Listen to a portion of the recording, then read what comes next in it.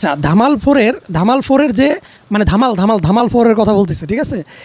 এই ফ্র্যাঞ্চাইজির সমস্যা হয়েছে কি, এরা বলছে যে বাবা তোর আমি টাকা দিতেছি, একটা মুভি বানা। তো অজয় দেবগন বললো ঠিক আছে টাকা দিতেছো দাও বানাই দিই। এবং এখন যখন লিখতে বসছে তখন চ্যাটজিপিটিকে জিজ্ঞাসা করছে যে ভাই আমার একটা ফানি স্ক্রিপ্ট লিখে দাও। ওই লিখে দিছে, ওইখানে কিছু অ্যাড করছে। এগুলো দেখলে তো আসলে মানুষজন হাসবে না, এর জন্য কিছু আমরা যে ইউটিউবে বা ফেসবুকে যে মিমগুলো দেখি সেখানে কিছু ফানি রিঅ্যাক্ট আসে, ওইগুলা এখানে ঢুকাই দিছে। মানে আপনি বুঝেন যে আপনি ফানি জিনিসগুলো দেখে এমনি আসবেন, আপনাকে হাসানোর জন্য ওই মিমগুলো এখানে ইনপুট করা হইতেছে যাতে আপনি হাসেন। এখন কথা হইতেছে তাহলে আমি এই মুভি কেন আমি হলে গিয়ে দেখব? প্রশ্ন হচ্ছে এটা। আর অজয় দেবগানের উচিত এখন হচ্ছে দৃশ্যমের মতো মুভিগুলোতে কাজ করা, এবং এর আগে যে মুভি ছিল ওই মুভিটা নিয়েও কাজ করা উচিত। অজয় দেবগানের যে শয়তান মুভিটা ছিল, এটা একটা কাল্ট ক্লাসিক মুভি। আমি যারা দেখেন না তাদের জন্য আমি হাইলি রিকমেন্ড করব যে আপনারা শয়তান মুভিটা দেখেন। মানে এত ভালো অভিনয় করছে অজয় দেবগান, আসলে তার এই মুভিতে না আসলে কোনোভাবেই ফিট খায় নাই।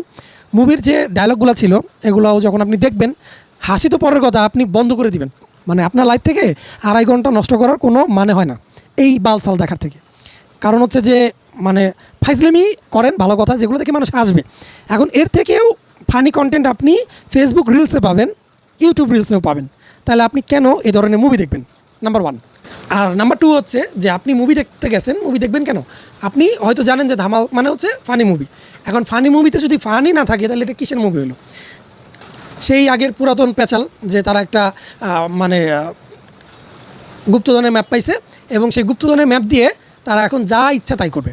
এতটা ডিস্টার্বিং, মানে কি বলবো, যারা আছে ইন্ডিয়ানরা মানে এরা তো ধুয়ে ফেলতেছে মুভিটা নিয়ে। বাট আমি দেখার পরে আমি ট্রাই করছিলাম যে কিছু ভালো বলার জন্য, বাট আমার কাছেও মনে হয়েছে যে এই বালসাল দেখার কোনো মানেই হয় না, ঠিক আছে?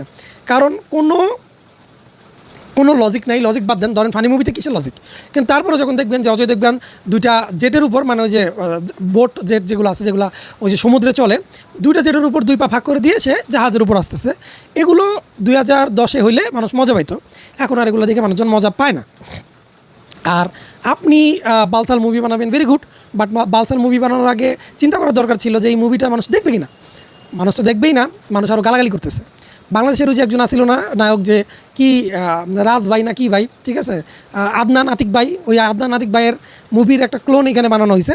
কিন্তু সবচেয়ে খারাপ যে ব্যাপারটা, মুভিতে কিন্তু সব ভালো ভালো অ্যাক্টর নিছে, ভালো ভালো অ্যাক্টর। এখন ভালো ভালো অ্যাক্টর নিয়ে লাভ কি যদি মুভিতে কোনো কাহিনী না থাকে? এর থেকে আপনি ওয়েলকাম টু দ্য জঙ্গল দেখেন অক্ষয়ের, আপনি এনজয় করবেন, 100% এনজয় করবেন।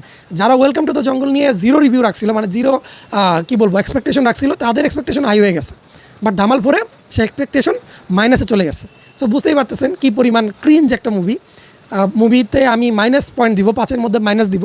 মুভির না আছে কোনো স্টোরি, না ব্যাকগ্রাউন্ড মিউজিক, না আছে কোনো প্লট, না আছে কোনো গল্প। আর মানুষকে হাসানোর জন্য যে টিপস অবলম্বন করছে সেই টিপস ওরা নিজেরাও জানে এগুলো কাজ করবে না। কিন্তু যেহেতু মুভি বানানো হয়ে গেছে, সবারই টাকা পয়সা দিয়ে দিছে, তো ভাবলো যে দিয়ে দিই, ছাড়ে দিই এই।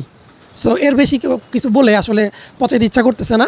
তো মানে -0 5-এর মধ্যে 0 রেটিং ধামাল 4-এর জন্য।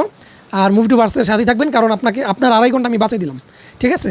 কমেন্ট করে জানাবেন যে যারা দেখছেন তারা ধরা গেছেন কিনা। তো থ্যাংক ইউ সো মাচ।